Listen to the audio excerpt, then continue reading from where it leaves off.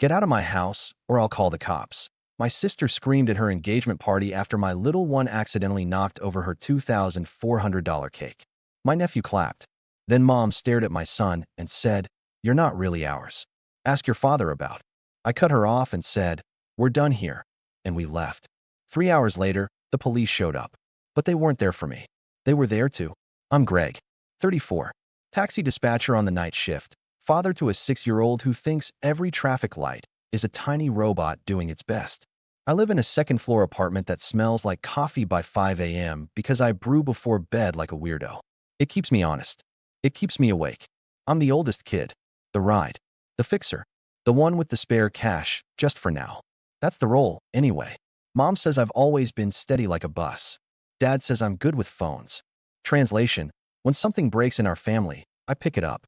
Saturday night, blue suit off the rack, thrifted tie my son picked because of the little stars. We walk into my sister's engagement party holding a paper bag with spare wipes, snacks, and a Hot Wheels car.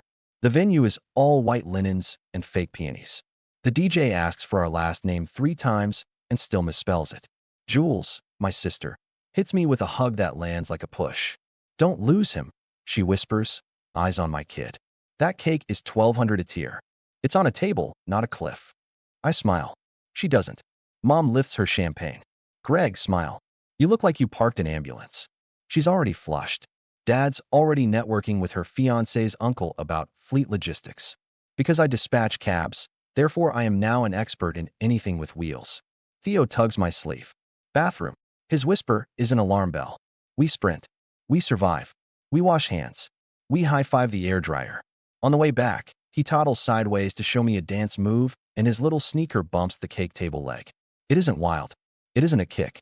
It's a kid. The cake lists like a boat. The top tier slides. The room gasps. I lunge, but frosting baptizes the floor first.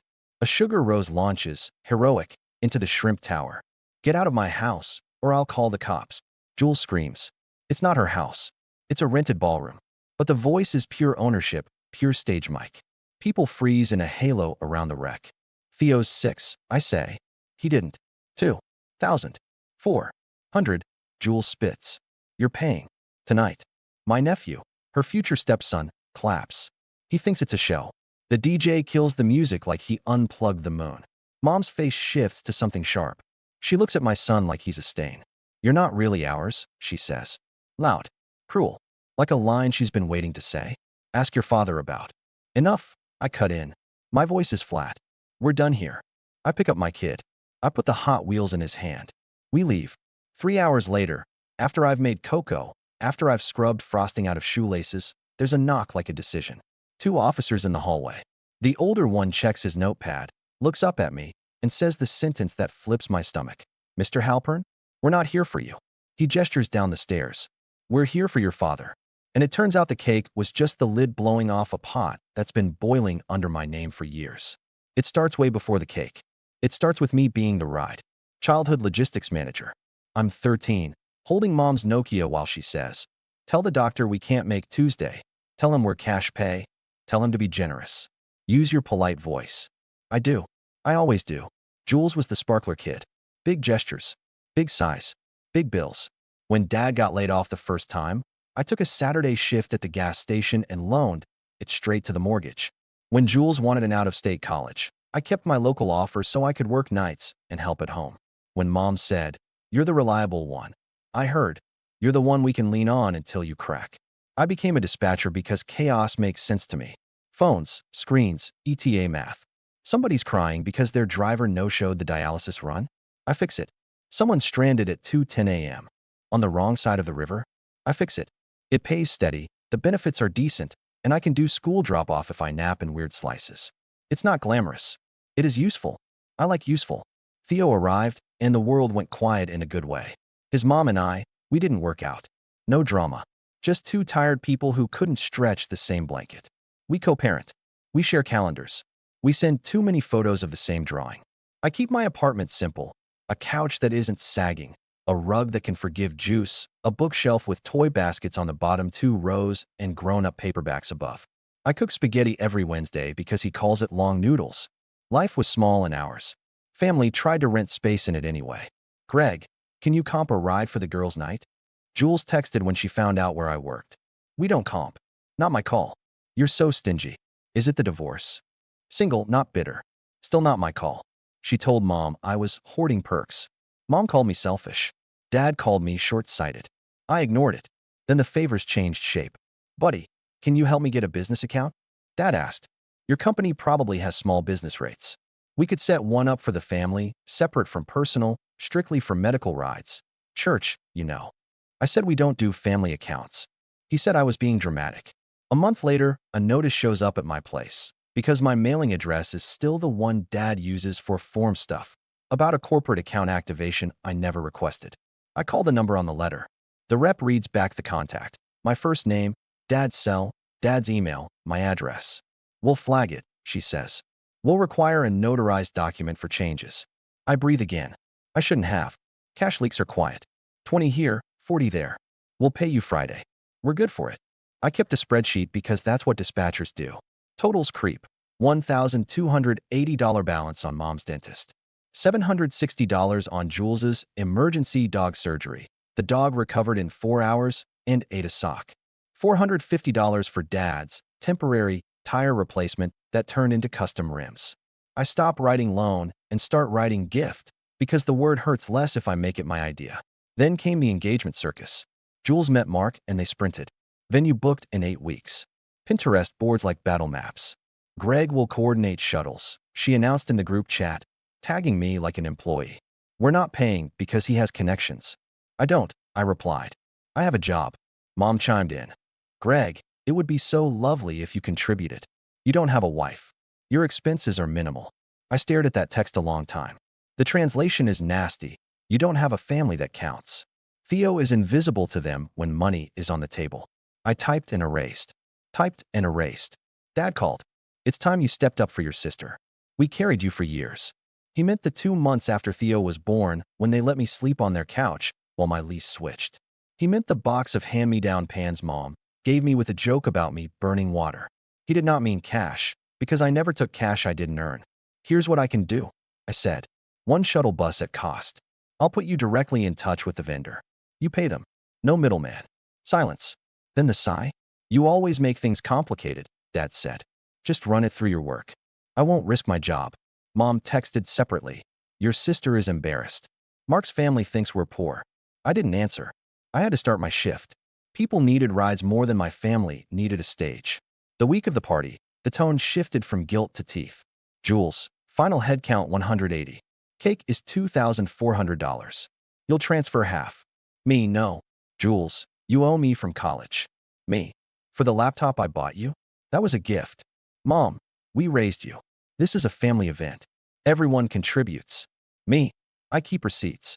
Dad, don't be petty. The day of, they were already primed to snap. I felt it the second we walked in. The way Jules checked the cake before she hugged me. The way Mom's eyes scanned Theo like a risk factor. The way Dad's handshake had a price tag. When the cake fell, it wasn't about sugar. It was a trigger for a debt they'd already written in their heads. And Mom's line about, you're not really ours, that was meant to land like a knife and keep me too busy bleeding to ask questions about anything else. We left. I buckled my kid in. I drove home on muscle memory and adrenaline, lights smearing into one long ribbon. I put a cartoon on low volume, put cocoa in a mug, and stared at my phone. Group chat pinged like hail. Jules, you're transferring $2,400 by midnight, or I'm calling the police. Mom, and make it $3,000 for emotional damages. Dad, you brought chaos into our family. Fix it. Me, stop texting. I'll talk tomorrow. Mom, oh, you'll talk tonight. Jules, tick-tock. At 11:56 p.m., I blocked the chat. At 12:21 a.m., the knock came. The older officer had soft eyes. The younger one had a jaw like granite. We're here regarding an identity theft report, the older one said. Multiple vendors. A bakery, a shuttle company, 2 ride accounts, and a credit card application in your name. Your father is downstairs. My father is here, I said, not a question, but somehow it was. I looked down the hall. The elevator dinged. Dad stepped out like he was arriving at a luncheon. No jacket. Wedding tie still on. He tried to shoulder past the officers. Greg, this is ridiculous, he said, already impatient. Tell them we're family. Tell them you authorized me. For what? My voice surprised me. It was calm. Dispatcher calm. The voice I use when 3 calls are screaming at once and I need the truth. For the shuttle, Dad said. For the cake payment when your card didn't go through. For the corporate account. They're making a big deal out of nothing. Your sister's upset. Your mother is. The younger officer cut in. Sir, please step back. To me. We're taking statements. The bakery owner filed a report tonight after discovering a series of chargebacks connected to an account opened in your name 3 months ago. Same address as yours. Same phone as your father's. Same email with a period moved. He showed me the printout. My name. My address. Dad's number. I could feel each puzzle piece from the last year clicking into place. The letter about the corporate account. The notice about a card I never applied for. The weird call from a shuttle company asking about adjusted contracted rates. You used my name, I said to Dad. You signed things. It's a family account, he said, like I was dense. You never would have done it. Somebody had to. Mark's family would have thought we were cheap. I was protecting your sister. By committing fraud? I asked. With my credit? With my address? While texting me about how I should contribute more. He rolled his eyes. Fraud is a big word. The older officer cleared his throat. Mr. Halpern, your father is being detained on suspicion of identity theft and credit fraud pending investigation. We need to collect your statement and provide you with the case number to begin freezing and disputing the accounts. Theo patted out in sock feet, hair rumpled. He saw uniforms and pressed into my leg. I crouched. Hey, buddy. It's okay. We're safe. Dad leaned to look past me. Hi, champ, he said. Too loud, too cheerful, as if volume could erase anything. Grandpa just came to sort out. You're done, I said. Simple. No theater. No scream. You don't speak to him. You don't step inside my home again. Mom's call came through right then. I hit speaker because I wanted the officers to hear this part. Gregory. Her voice clipped. They said police were there. Did you call them? You're going to ruin your sister's night. You think we won't survive without you? We will. We've always. Mom, I said. Stop. Dad opened accounts in my name. The police are here because of his choices. She didn't miss a beat. You told them to dig, didn't you? You've always been vindictive. And that boy, her voice sharpened. He isn't even. I hung up. I gave the officers everything. Names, dates, screenshots, the spreadsheet, the old email from a rep who flagged something and then apparently unflagged it. The Tinder, stupid text where I offered to set up a direct vendor payment and they punished me for not handing over my login. The younger officer nodded like I'd just delivered coordinates. The older one said, You're doing the right thing, sir, and slid a card across the counter. Call this number first thing. Freeze what you can tonight. We'll escort your father out now. Do you want us to issue a trespass notice for this address? I looked at Dad. For once, he looked small. Not sorry. Small. Yes, I said. Issue it. The younger officer put a hand on Dad's elbow. Dad jerked away. You're really going to do this, he said to me. Over a cake. No, I said. Over a year. The elevator doors opened. They stepped in. The doors closed. I locked my door. I exhaled a breath I felt like I'd been holding since I was 13 with Mom's Nokia in my hand. The night split into tasks. Freeze. Dispute. Document.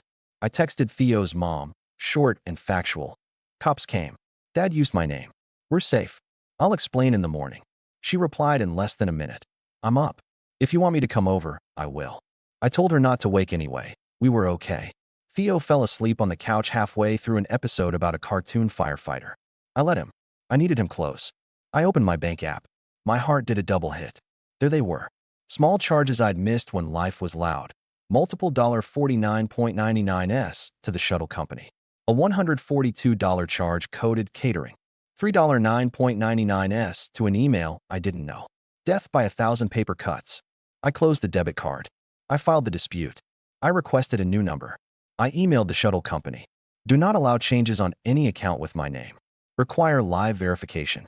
My father is not authorized. I used dispatcher language. Specific, unemotional. It felt like armor. At 3:18 a.m., Jules called from an unknown number. I answered because some bridges need to burn with witnesses. You had Dad arrested, she said, dead flat. Dad had Dad arrested, I said. Actions are loud. You think you're noble? You embarrass me in front of everyone. Mark's family is livid. The cake was. The cake is sugar, I said.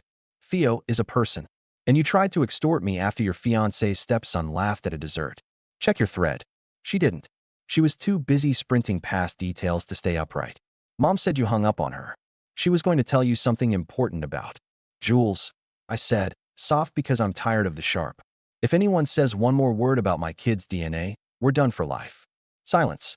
Then that scoff she learned from Mom. You're so dramatic. Click. At 7:06 a.m., Dad texted from a strange number. Call me. We can fix this if you tell them I had permission. I blocked it. At 8:11, Mom. I hope you're happy. Your sister is sick with worry. At 8:12, the group thread, resurrected from the dead by someone unblocking me. Greg will fix this. He has a job with phones. I let it sit. I waited for office hours and called the detective. He was methodical. He walked me through a fraud affidavit. He suggested a credit freeze. He gave me a link for small claims documentation because some vendors might try to come for me even with a police report if they're sloppy. He told me, this is common. People trust the wrong people with the right details. He didn't say family, but we both heard it. By noon, the vendor receipts were in my inbox. The note on the shuttle invoice made my stomach turn. Adjusted rate authorized by GH per family discount. They had recorded a call. The voice saying my initials was my father's. He has my cadence when he wants something. He taught it to me. I sent the detective the file. He replied with a single line. Thank you. This helps. Then came the social aftershock. People pick sides in private, but they audition for them in public. Aunt Bev texted to say, proud of you for setting boundaries. Cousin Matt wrote, tough situation. Family is complicated, which is code for I don't want to pick. My uncle liked an old photo of Theo on Facebook and wrote, handsome fella, which is nice and also nothing. Jules posted a cryptic story, a black screen with white text. Betrayal hits hardest when you hold the knife for someone. And 3 broken heart emojis. Her friends commented things like, say the word, and you deserve better. One of Mark's cousins posted a photo of the destroyed cake with a crying, laughing emoji. The comment section tried to out-moralize itself. Tragedy versus humor versus who cares it's cake. I logged off. I made long noodles.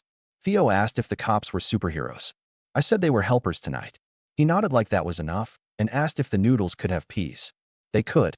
That evening, HR at my company called. We received a request months ago to migrate a corporate account under your name, the rep said carefully. We flagged it because of your email to us. It was later unflagged by someone who said they were you and provided your employee ID. How did they get my ID? I asked, though I knew. I keep it in my wallet. I leave my wallet in my parents' kitchen when Mom asks me to reach the top shelf. I take it out at the gas station when Dad says, I forgot mine in my other jacket. Just spot me. I'll Venmo. I'm sorry this happened, the rep said. We've locked everything. You're clear. I scheduled an appointment at a legal aid clinic because I don't have money for a private attorney yet and I don't want to be generous with mistakes anymore. The intake volunteer was calm. She said words like paper trail and protective order and scope. She asked if I wanted to pursue charges or just cooperate with the investigation. I said cooperate. I'm tired of holding the steering wheel for everybody. At bedtime, Theo asked if we could sleep in a fort. We made one with a sheet and 2 dining chairs. He fell asleep in 8 minutes, the small sigh he inherited from me floating up like proof. 2 days later, the detective called. We arrested your father on formal charges, he said. Vendors corroborated. There's a pattern. The DA will decide next steps. You'll get a subpoena for paperwork only. You won't have to testify unless they push for trial. I sat at the kitchen table and watched my coffee go cold. I didn't feel triumph. I felt empty and sturdy, like a road after a snow plow. That night, a message popped up from a number I didn't know. Mark, my sister's fiancé. Hey, it read. My family is a lot. Your family is a lot. I didn't sign up for scams. I'm postponing. I stared. I replied, good luck. He wrote again. For what it's worth, your kid didn't knock the cake alone. My stepson tripped him. He told me. He's scared of your mom. Sorry. I typed a thank you and deleted it because I don't owe gratitude for truth that should have been obvious. The next morning, Mom showed up at my building and pounded the door like we were a game show prize she could still win. I didn't open.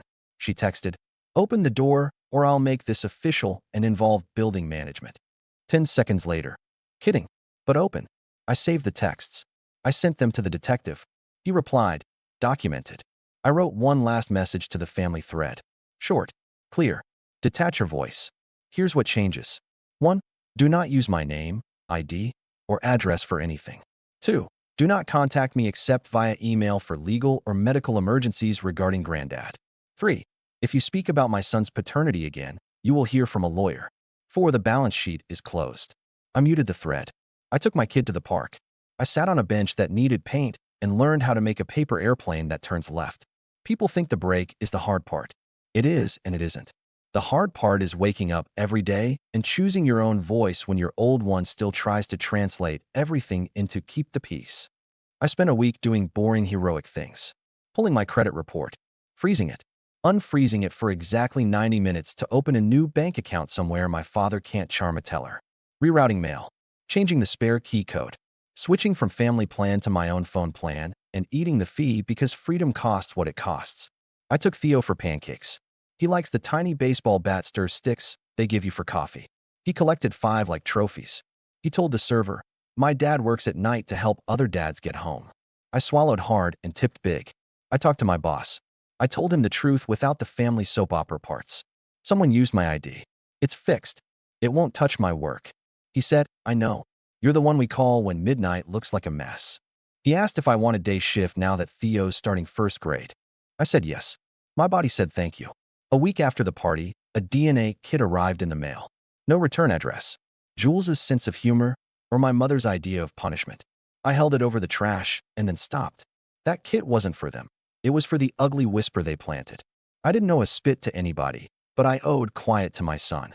We did it together at the kitchen table because everything we do like that. He asked if it was a science experiment. I said yes. We mailed it. We ate grapes. We built a Lego taxi. 2 weeks later, an email, no surprises. 99.99% me. I didn't cheer. I didn't cry. I took a long breath that felt like permission. Mom tried 2 more times to bait me. Once with a quote card about forgiveness. Once with a photo of me at 5 in a costume I hated. I archived both. Dad's court date landed on a Thursday. I didn't go. I sent the requested documents with clean margins and no commentary. The detective sent a final note. Restitution likely. We'll be in touch. Jules posted a photo of a new cake with a caption about resilience. Comments flooded with queen emojis. I looked for Mark. No sign. I looked for my nephew. There he was, small, clapping again. I hope he finds a grown-up who doesn't make him clap on command. Last night, Theo and I walked past a bakery on our way home. He pressed his face to the glass. "That one's taller than me," he said, eyes wide. The baker saw and came outside with a paper bag and 2 free cookies. "For the little guy," she said. "And for the dispatcher who got my driver home in a storm last winter." I blinked. "You remember that?" "People remember feeling safe," she said. "Take the cookies." We split one on the curb and watched a taxi glide by. Lights like quiet robots doing their best. Theo leaned against me. "Are we a family?" he asked, not scared, just curious in the way kids are, testing words for shape. "We are," I said. "Always." He thought about it. "Even if Grandma is mad." "Especially then." He nodded like I told him a secret and handed me the bigger half of the cookie. We ate. It was sweet without being too much. Here's the moral my mother will never post. I am not your wallet. I am not your ride. I am not your spare name to sign when you want something. I am a dad who dispatches taxis and boundaries with the same calm voice. You can scream, "Get out of my house," in a rented ballroom all you want. I will choose the house I pay for, the child I love, the life I built. If you knock at my door again, bring honesty and a receipt.